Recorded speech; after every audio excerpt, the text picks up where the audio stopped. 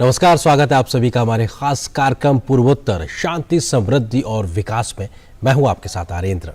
देश के गृह मंत्री अमित शाह अपने 3 दिन के पूर्वोत्तर दौरे पर हैं, जहां पर वो तमाम कार्यक्रमों में शामिल हो रहे हैं।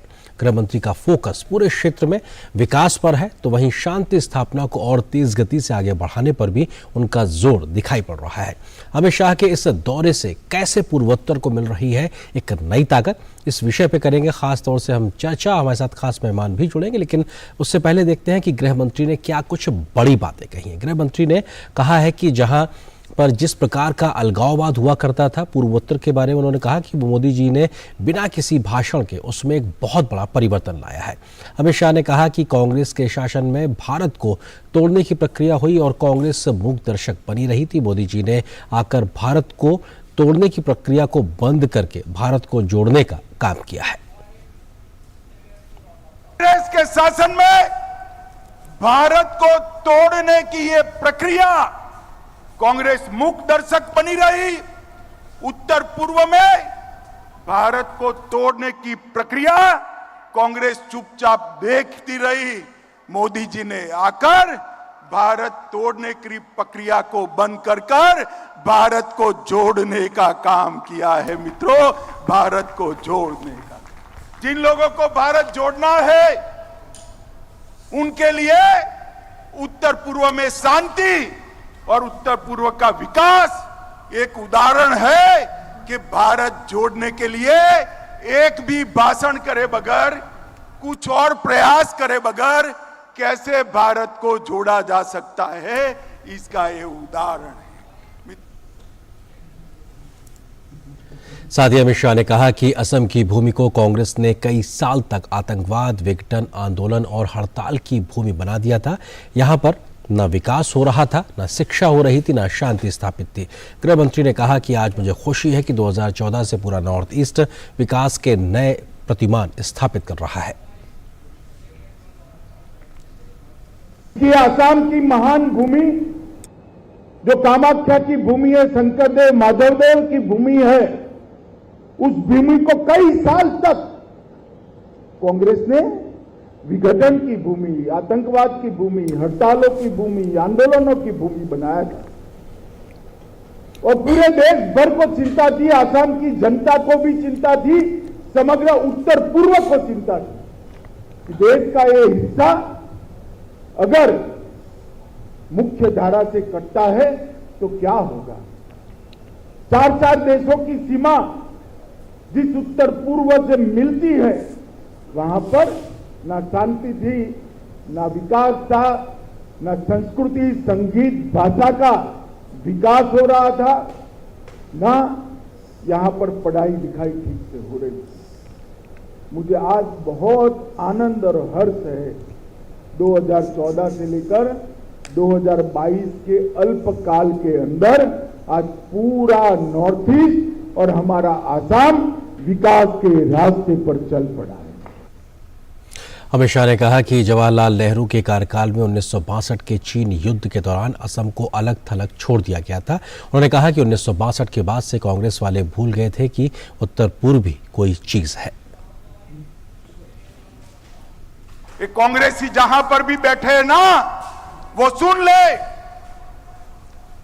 जवाहरलाल नेहरू ने 1962 में जब चीन की लड़ाई हुई तब कह दिया था बाय बाय असम। उसके बाद से कांग्रेस वाले भूल ही गए कि उत्तर पूर्व भी कोई चीज है, हमारा महत्व का प्रदेश है। मित्रों, उत्तर प्रदेश से 3 गुना ज्यादा बड़ा भूभाग हमारे उत्तर प्रदेश में। यहां पर जिस प्रकार की इंसर्जेंसी, जिस प्रकार का अलगाववाद हुआ था, मोदी जी ने कोई भाषण करे बगैर उसमें परिवर्तन लाया। केंद्रीय मंत्री अमित शाह ने असम के अपने दौरे में आज गुवाहाटी में ड्रग तस्करी एवं राष्ट्रीय सुरक्षा पर उत्तर पूर्व के पुलिस महानिदेशकों के साथ बैठक की। इस बैठक में पीएम मोदी के भारत को नशा मुक्त बनाने के विजन के तहत उत्तर पूर्वी राज्यों को नशा मुक्त बनाने के लिए कार्य योजना पर चर्चा की गई। बैठक में असम के मुख्यमंत्री हिमंत बिश्व शर्मा, केंद्रीय मंत्री जी किशन रेड्डी सहित सभी पूर्वोत्तर राज्यों के पुलिस महानिदेशक शामिल हुए। बैठक के दौरान जब्त की गई करीब 40,000 किलोग्राम ड्रग्स को भी नष्ट किया गया। स्ट्रेटेजी के तहत ड्रग के खिलाफ एक लड़ाई लड़ने का निर्णय किया गया था और आज नॉर्थ ईस्ट के सभी राज्यों को एकत्रित यहां पर आकर ये लड़ाई को और गति देने का हम प्रयास कर रहे हैं। अफगानिस्तान और म्यांमार ये दोनों पूरे देश में और दुनिया में ड्रग पहुंचाने के प्रमुख क्षेत्र हैं। जब अफगानिस्तान या म्यांमार से ड्रग्स आते हैं तो स्वाभाविक रूप से देश के उत्तरी हिस्से को और देश के उत्तर पूर्व के क्षेत्र को वो सबसे ज्यादा प्रभावित करते हैं, क्योंकि देश में और देश के माध्यम से विदेश में जाने के लिए यही एक रास्ता होता है जहां से एंट्री होती है। तो ड्रग के खिलाफ लड़ाई इसके एंट्री पॉइंट पर ही ढंग से लड़ा जाए। तो बेहद महत्वपूर्ण दौरा गृह मंत्री अमित शाह का पूर्वोत्तर में किस तरीके से नई उम्मीद और नई चेतना लेकर आए, इस विषय पर बात करने के लिए दो खास मेहमान इस वक्त मेरे साथ मौजूद हैं। उनका परिचय आपसे कराते हैं। मेरे साथ मौजूद हैं पीके मिश्रा जी, जो कि पूर्व एडीजी रहे हैं बीएसएफ में और सीनियर फेलो हैं वीआईएफ के। सर, बहुत स्वागत है हमारे साथ जुड़ने के लिए। इसके अलावा दूसरे खास मेहमान दीपक दीवान जी हैं, जो कि वरिष्ठ पत्रकार हैं और पूर्वोत्तर के मामलों के विशेषज्ञ इस वक्त मेरे साथ स्टूडियो में मौजूद है। केंद्रीय सरकार पे विश्वास करना शुरू किया और वो बातचीत के लिए आगे आए। देखिए, बातचीत से ही वहाँ की समस्या का समाधान निकल सकता है। कोई मिलिट्री या आर्मी के यूज़ करने से हम लोग वहाँ इंसर्जेंसी कंट्रोल नहीं कर पाते हैं, इसलिए शांता वार्ता में सब लोग आए। आप देखिए, बोडोज के साथ समझौता हो गया, हमारा समझौता ये अभी जो आदिवासी ग्रुप्स के साथ हुआ रिसेंटली अभी हुआ है असम के। उससे पहले आपने वो देखा, हमने जो ब्रू की समस्या थी जिसमें 30-32 हज़ार शरणार्थी थे, वो मिजोरम और त्रिपुरा को साथ बिठा के वो भी सॉल्व किया। ये एक बहुत बड़ी अचीवमेंट है। और जहाँ जहाँ ये समझौते हुए, सेटलमेंट हुआ, वहाँ आर्म मूवमेंट ख़त्म हो गई। नेचुरली स्वाभाविक है कि वहाँ पे अब डेवलपमेंट का काम शुरू हो गया है और वहाँ दोबारा ऐसी कोई घटनाएं नहीं होगी, पूर्णतः शांति रहेगी। इसके लिए देखिए, एक कारण और भी है। मैं आपको एक उदाहरण देना चाहता हूँ। आपने बात करी जो हमारे होम मिनिस्टर बोल रहे हैं वहाँ पे कांग्रेस ने कैसे निगलेक्ट किया इस रीजन को। एक उदाहरण देता हूँ। मणिपुर में 2 गुट हैं, यूपीएफ वो अम्ब्रेला ऑर्गेनाइजेशन है, उसके अंतर्गत 8 ग्रुप आते हैं, आर्म इंसर्जेंट्स हैं सारे ये। और फिर दूसरा ग्रुप है KNO, कुकी नेशनल ऑर्गेनाइजेशन जी। इसके अम्ब्रेला ऑर्गेनाइजेशन है, इसके अंदर हैं 17 गुट, यानी कि 25 आउटफिट्स ने सस्पेंशन ऑफ ऑपरेशन साइन किया था भारतीय सेनाओं के साथ मणिपुर में जी। बट मणिपुर गवर्नमेंट में उस टाइम एबोबी सिंह थे चीफ मिनिस्टर। उन्होंने कहा हम नहीं मानते इसको। 8 साल वेस्ट हुए उसको सरकार को मनाने के लिए, तब जाके वो सरकार मानी कि ठीक है, इनसे बातचीत करने को स्टेट गवर्नमेंट तैयार हुई। क्यों? सरकार क्या वहां चाहती नहीं थी कि शांति स्थापित हो? आज की तारीख में ये इनके साथ बहुत ही जल्दी समझौता होने वाला है। जो हमारे इंटरलोक्यूटर हैं, जो नागास के साथ डील कर रहे हैं, मिस्टर AK मिश्रा, वो भी इन्हीं दोनों अम्ब्रेला ऑर्गेनाइजेशंस के साथ बातचीत कर रहे हैं। देखिए, 25 ऑर्गेनाइजेशंस बहुत बड़ी एक संख्या है। अब उनके कितने फॉलोअर्स हैं, कितने आर्म्ड कैडर्स हैं, आप अंदाजा लगा सकते हैं जी। तो जो इनिशिएटिव्स बीजेपी गवर्नमेंट ने सेंटर से लिया था 2014 में कि हम नॉर्थ ईस्ट में सारी समस्याओं का समाधान बातचीत के तौर से करना चाहते हैं, तो उसका रिजल्ट आना शुरू हो गया। रिजल्ट भी दिखाई पड़ रहा है और किस तरीके से आगे बढ़ता है ये भी दिखाई पड़ रहा है। पीके मिश्रा जी हमारे साथ में बने हुए। पीके मिश्रा जी, आपको लगता है कि शांति स्थापना के जो तमाम प्रयास हैं वो आज जमीन पर रंग लाते दिखाई पड़ रहे हैं? और आज भी गृह मंत्री ने एक खास बैठक जो की है वो खासतौर से पूर्वोत्तर राज्यों में जो ड्रग्स की समस्या है उस पर कैसे चोट की जाए, उसको लेकर भी एक व्यवहारिक पहल के साथ आगे बढ़ते दिखाई पड़ रहा है ताकि शांति स्थापित हो, युवा एक मुख्य धारा से जुड़े और तरक्की को लेकर आगे बढ़ते दिखाई पड़े? बिल्कुल, बहुत अच्छा क्वेश्चन आपने पूछे। मैं अभी पूर्व बत्ता जी को सुन रहा था और बहुत मैं क्लियर बता सकता हूं क्यों मैंने डीआईजी मणिपुर रहा है, डीआईजी नागालैंड रहा है, आईजी आसाम रहा है। मैं इनको ऐसा मैं पॉलिटिकल बात नहीं करना चाहता हूं, मैं कांग्रेस के टाइम पर ही था और वो टाइम पे मैंने पूरा देखा हुआ है। अब जो है उसके बाद जो ब्रू और बोडो और कार्बी आंगलोंग, त्रिपुरा, आदिवासी, इनका जो समाधान हो गया और पर्टिकुलरली मणिपुर में जो पीएलए प्री पाक है उनको जो दमन किया गया है, और आज जो मीटिंग हुआ था डीजी पुलिस जो नॉर्थ ईस्ट के सभी स्टेट्स के डीजी पुलिस के साथ अमित शाह जी के मीटिंग हुआ था, जिसमें 40,000 केजी जो ड्रग्स है उसको बर्बाद किया गया। मैं एक चीज बताना चाहता हूं, अभी बता रहे थे अमित शाह जी के ड्रग्स कहां से आता है। ड्रग्स म्यांमार से आता है, गोल्डन ट्रायंगल से आता है और अफगानिस्तान से पंजाब के थ्रू में आता है। तो नॉर्थ ईस्ट के थ्रू में म्यांमार और गोल्डन ट्रायंगल से ड्रग्स आता है और ड्रग्स को सीज करने का काम ये पुलिस डिपार्टमेंट का है और ये बहुत अच्छी तरह से अभी काम कर रहे हैं। और शांति, विकास, समृद्धि जो है अभी बहुत अच्छी तरीके से नॉर्थ ईस्ट से चल रहा है।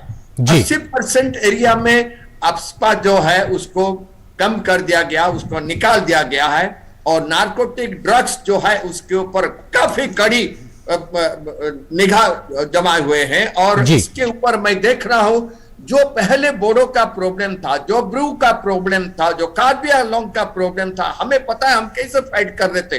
प्रॉब्लम था, हमें ऊपर से हेल्प करने का कुछ नहीं था। और मणिपुर में आप देख लीजिए NSCN खापलांग और पीएलए, प्री पाक, केनो, कुकी नेशनल फ्रंट, कितने वहां पर मिलिटेंट ऑर्गेनाइजेशन है, लेकिन अभी शांति बहुत आ चुका है और समृद्धि चल रहा है और डेवलपमेंट चल रहा है। और उसमें development of power, development of health, development of development in education और कम्युनिकेशन, हर एक में डेवलपमेंट आ रहा है।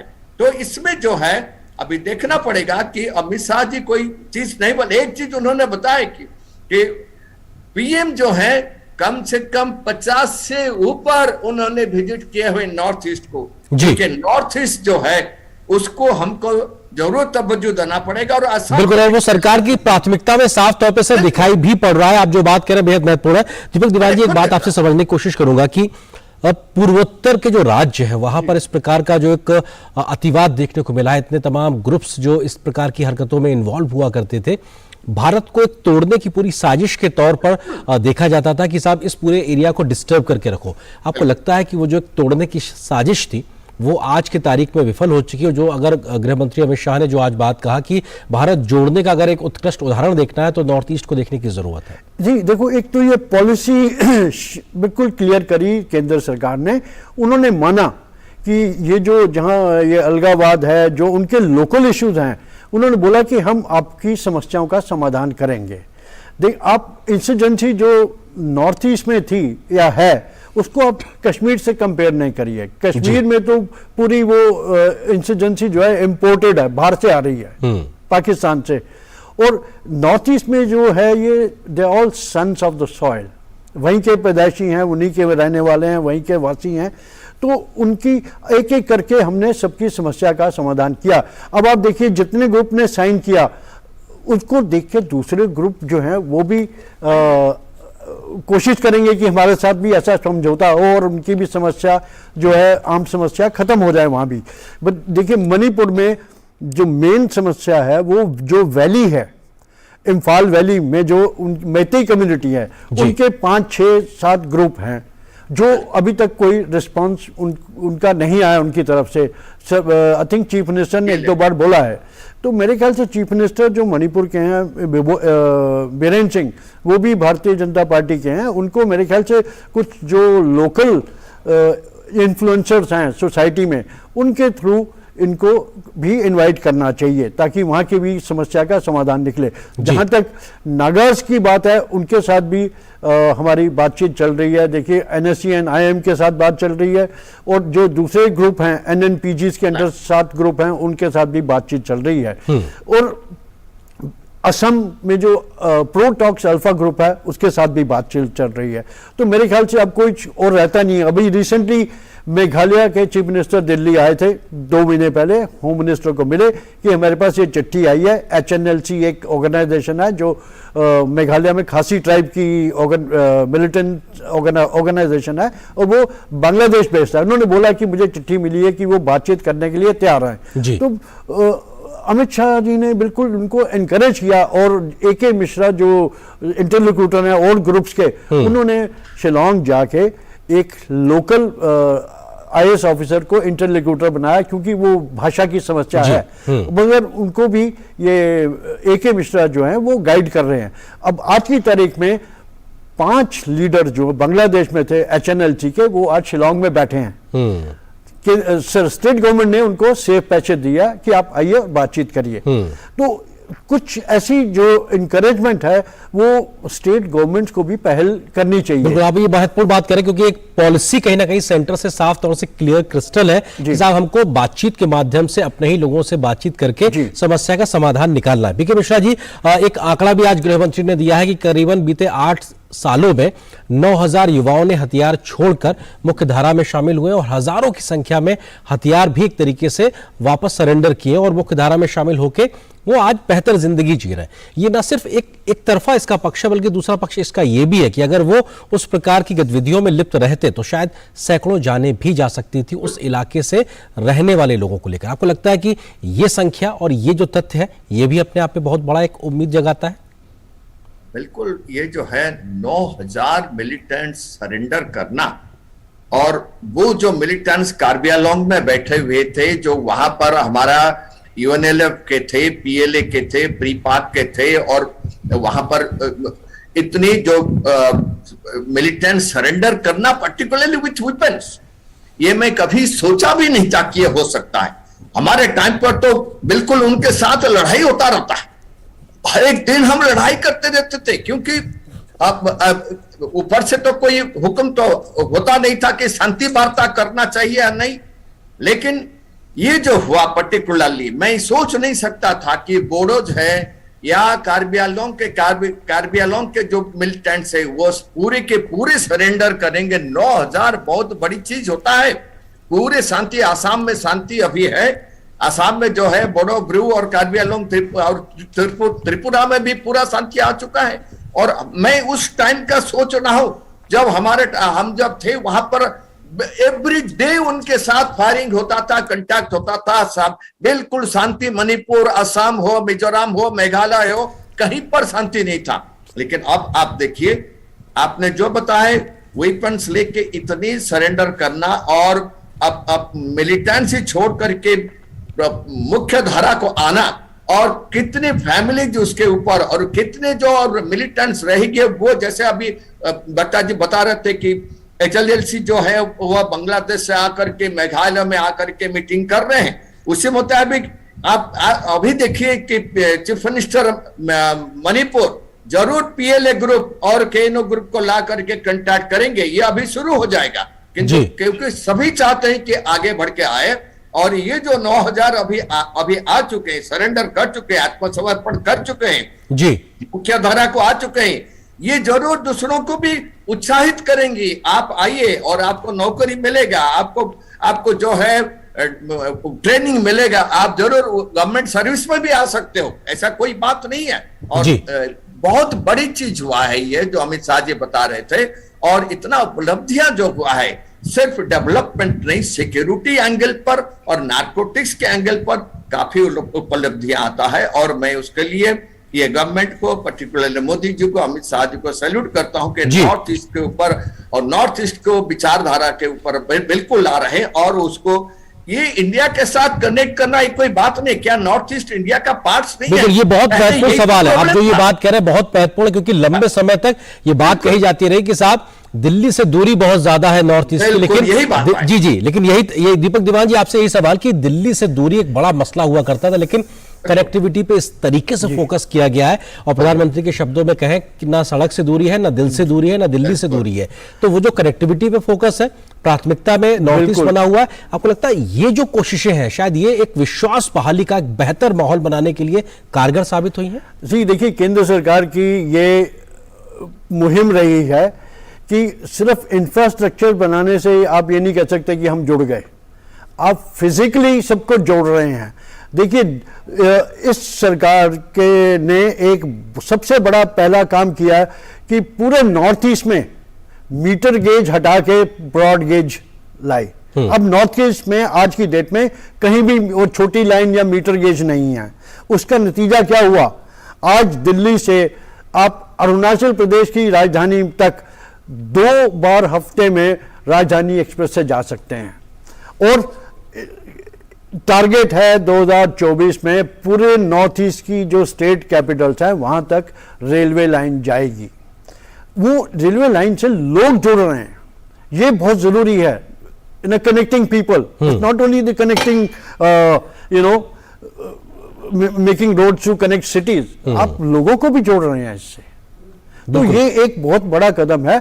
और उसके अलावा आप देखिए रोड्स, वाटरवेज, जो हमारे पास कितनी नदियां हैं। अभी अनाउंस किया है कि शायद हम लोग वाराणसी से ये असम तक रास्ता वाटरवेज बोट से कार्गो और आना जाना भी शुरू होगा, एक्सप्लोरेशन हो रहा है इस पे भी। तो ये एक टूरिज्म पॉइंट ऑफ व्यू से भी बहुत ज्यादा इंपॉर्टेंट है। देखिए, north east is very beautiful, it has everything.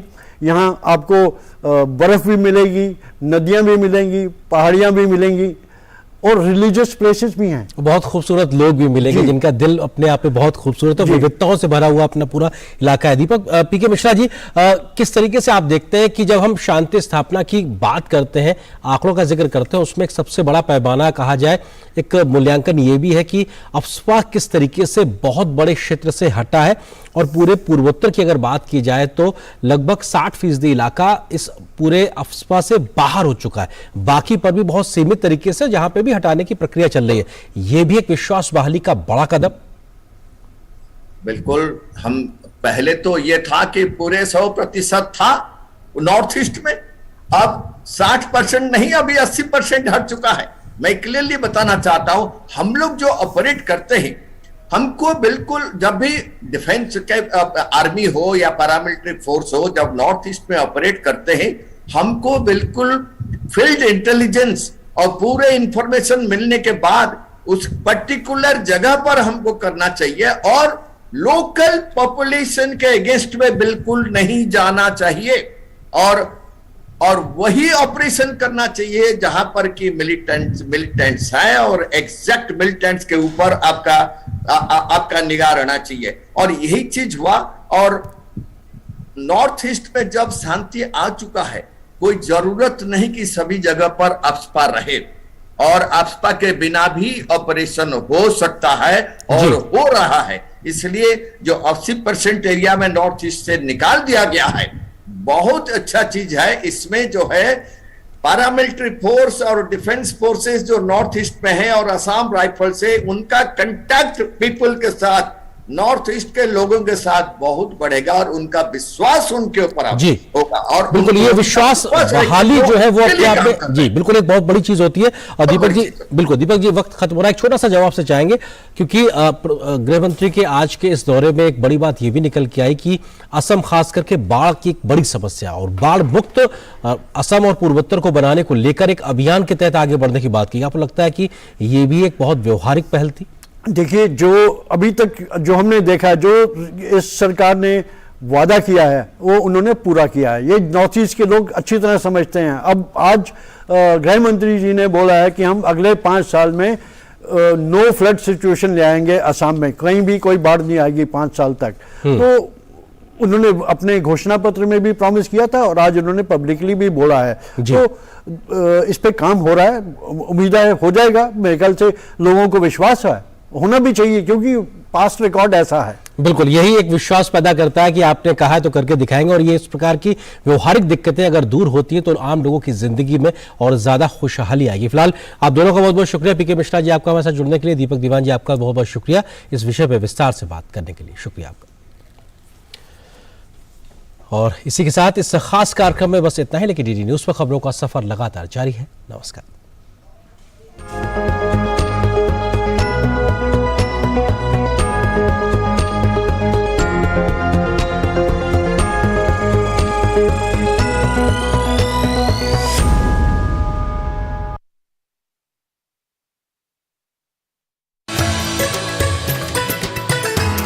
लोक यह जिसका ज्ञान भगवान श्री कृष्ण ने अर्जुन को गीता में दिया है। कर्मणैव भी संसिद्धि मास्तिता जनका दया, लोक संग्रह मेवापी संपशकन तुर्महसी। उत्तर से लेकर के दक्षिण तक, पश्चिम से लेकर पूर्व तक, सब जगह भाव आत्मा उस उत्सव की एक ही है। श्रेष्ठ भारत तो यहाँ दिखेगा भी और अनुभव भी होगा। हाँ जी, बहुत अच्छा लग रहा है। अभी यहाँ पे जो जो लोग आएंगे असम के, कुछ तो ज्ञान लेके जाएंगे। असम में भी बहुत सारे बाहर के राज्य के लोग आए हैं, तो हम लोग सब जुड़ गए हैं, तो एक भारत तो हो गया। हजारों साल पुरानी परंपरा है।